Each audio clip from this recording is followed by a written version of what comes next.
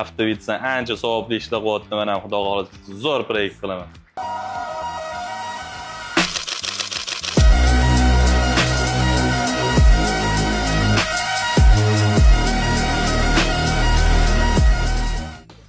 Proyektni tanlagan mashinamiz shu Tiko mashinamiz bo'ldi.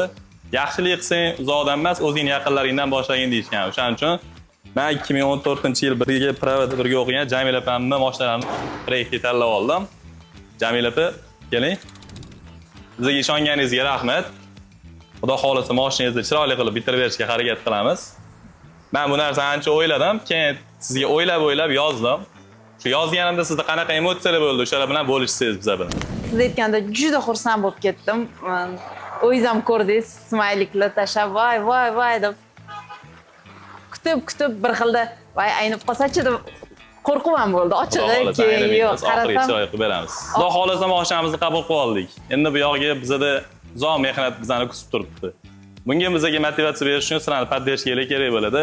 Podдержкаga ayamisizlar, jarayonlarni kuzatib turinglar. Xudo xolasa chiroyli qilib mashinamizni bitkazib beramiz.